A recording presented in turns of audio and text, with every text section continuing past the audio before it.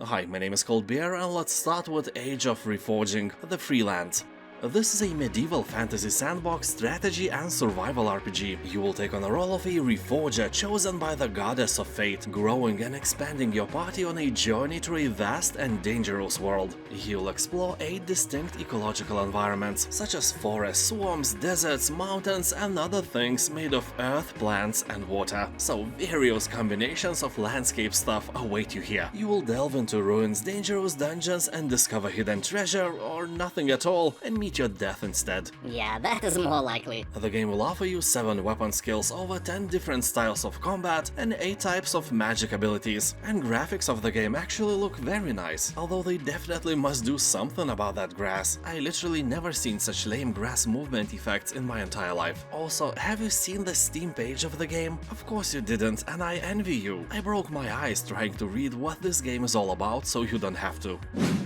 Dark Envoy. This is a non-linear RPG with free world exploration and emphasis on tactical combat layered with lore and strategy. You'll explore the world using Skyship, your base of operations, and watch how the world changes based on your decisions and actions. In Dark Envoy's world, locations will randomly respawn, becoming progressively more challenging to travel, so you have to think hard before you choose your traveling direction. I know it can hurt a bit, because thinking is not what you practice on a daily basis, but don't be scared, once you try it, you can't stop anymore. The game really shines in the field of visuals. It looks beautiful, and that is because developers try to do their best. Although when I tried the demo, the game felt a bit clunky, so I don't know. Let's expect the best.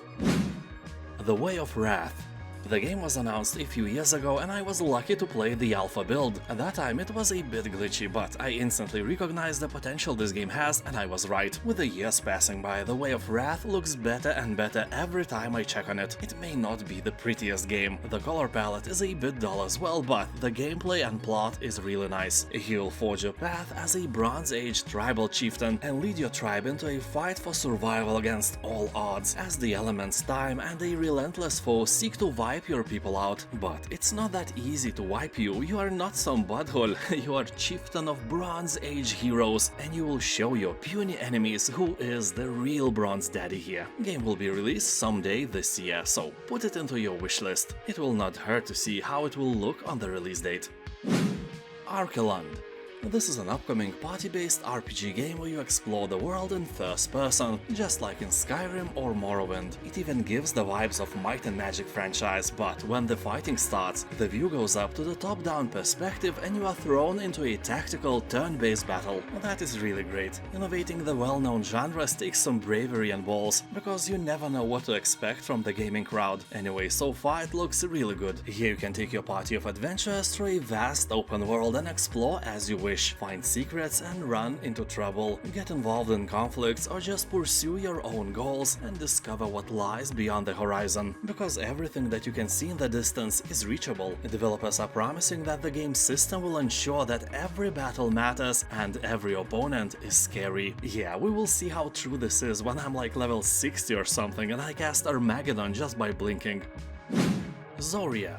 A few years ago I played the demo version, and now Zoria is one of the few things I still think about, aside from, you know, potato salad and boobs. To be exact, I'm waiting for a full release, because I will definitely play it again. I had a lot of fun, and I think that Zoria is a hidden gem. It's a bit further from AAA quality, but it's really enjoyable, and if you don't believe me, you can try the demo yourself. It's free on Steam. The game feels like a mix of 3rd Warcraft's graphics and Dungeons & Dragons playstyle. If they manage to make the whole game with a quality as they made the demo version, this will be a hit, no doubt.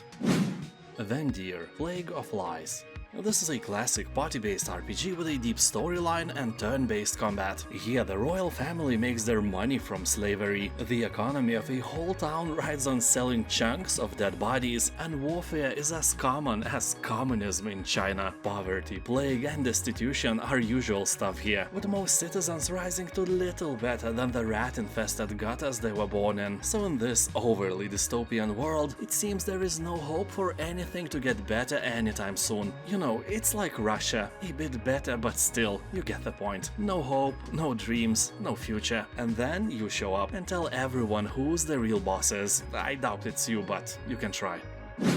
Broken Roads. This is a narrative-driven RPG that brings exploration, strategic turn-based combat, and meaningful philosophical choices. This time it's post-apocalyptic Australia with authentic Australian locations and environments, so probably filled with spiders, koalas, kangaroos, and vampire goblins. Great stuff, although, well, you know, I'm not Australia scientist, not Australiologist in other words, you shouldn't trust me blindly. Honestly, I'm really not sure about those koalas. Anyway, Broken Roads has a lot of Fallout vibes, and that is never a bad thing. Here you can control up to 6 party members and enjoy hand-drawn art, though for me so far it looks a bit too cartoonish. I like more realistic dark environments, but hey, it's just me. Also, Australia and darkness just don't go well together. Despite that, the game looks nice and it uses a unique morality system which is based on 4 areas of moral philosophy. This design makes dialogue options and questing decisions influence and be influenced by a character's philosophical leaning. By the way, have you noticed that in every post-apocalyptic game everyone suddenly becomes moral philosophers of every kind? I would say it's a bit too late for that. Instead, in post-apocalyptic setting you should probably concentrate more on how to catch, you know, that cat for your soup. All I can think is a meaning of life. Yeah, Johnny, we are all hungry. Can you stop, please? No man, you don't understand. Confucius once said. Guys, let's just eat Johnny. Urban Strife.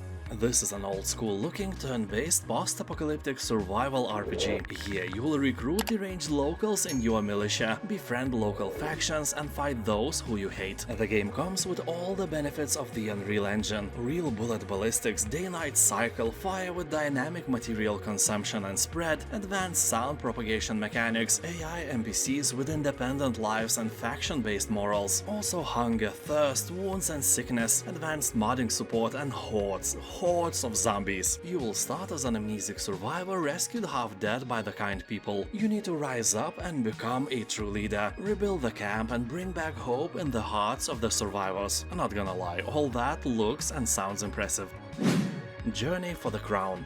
Well, this may not be the prettiest specimen on this list. Honestly, to use words pretty and journey of the crown in one sentence should be punishable by law, so I won't do this anymore. I strictly follow the laws I invent. Anyway, besides that, the game really plays all the strings of nostalgia most of us have, but I have to stress out that nostalgia in general is bad for you. It is related to great memories of the past, but honestly, nothing can bring the actual feeling back. So let's take a look at the game from a different angle. Does it look good enough to catch your attention? Honestly, no. It looks like a game released 15 years ago, but the story and gameplay may be fantastic. You know, as you progress the story, the decisions you make will affect the outcome, and the story is shaped by your reputation, morality, leadership, and many other things. That sounds really nice. So this game may not be a gem, but it may be at least a nice polished rock, or just rock, which is still good. I like rocks. And you can already try the demo on Steam if you want.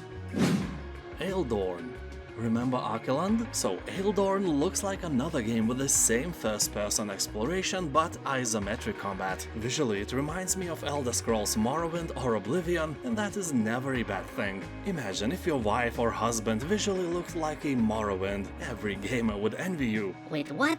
Shut up. So as developers of Aledorn say, the game is primarily made for and from hardcore gamers and those who prefer games with high challenge level. An interesting part of traveling around will be the management of camping. When your characters need to stop for a while in the open, they may be assigned various actions via camping management menu. The results of these actions will strongly affect party member statistics, possessions, and overall group's performance. You know, recently I let Vampire Starion drink all my blood in Baldur's Gate 3, so now I'm dead. Those are the consequences of camping without, you know, IQ. The demo of Aledorn is available. You can try it right now. Project Witchstone. The game was announced a long time ago, so some of you probably started to worry about its future, but I have good news. In a blog entry, developers wrote that Witchstone's development is funded, they have the time and backing they need to fully finish the game, and have no reasons not to believe them. The updates about creation process are constant. The last one on Steam was released on August 16th, so let's hope that it's not like Skywind, which also shows constant updates, but only the most naive still believe that it will be released someday. And the Witchstone, as developers say, is based in a living and reactive world. You will be offered options to roleplay your character and influence the environment, capturing the fun and freedom of a pen and paper RPG campaign. According to creators, here you can manipulate and shape the world as you see fit, pitting NPCs against one another, incriminating whole factions and aligning powerful allies to your cause. The game offers you freedom to live the adventure you want. There is no overarching, predefined story. Your decisions will craft a world in which you will experience unique gameplay. Well, that actually sounds like a game consisting entirely of side quests, or like a sandbox game. You know, it might be cool to have your party and just live in the world, do quests without having to worry about the main story, but imagine if Witcher 3 had only side quests. It wouldn't be that good. So let's hope they have something else in mind, because this game looks dope. So the list is over, but I have one bonus title that is not entirely a game like Baldur's Gate in that sense, but a really close participant of the tactical RPG genre, the Lamplighters League. You'll sneak, steal and shoot your way through a world of pulp adventure, travel around a variety of exciting places around the world and outwit your enemies in strategic turn-based combat. And if you play your cards right, you might save the world. But hey, it's you, so the world is kinda screwed. The plot is set in an alternate 1930s, where a tyrannical cult called the Banished Court stands on the brink of world domination. For millennia, all that stood between the sinister cabal and their plans were a band of heroic scholars known as the Lamplighters League. Unfortunately, the best of the best are all gone, so now it's up to the best of the worst. That's what the game's description said. But I have my doubts. Best of the worst. Doesn't that mean the best at being the worst? You know, technically the worst of the worst is the best of them, right? So you're gathering your team from the very bottom. Anyway, you will recruit a team of misfits and scoundrels with unique abilities and unforgettable personalities, and chase the Banished Core to the ends of the earth in a mix of real-time infiltration, turn-based tactical combat, and a character-driven story of adventure and intrigue. And now, thank you for watching, have a nice day, and I'll see you next time. Bye!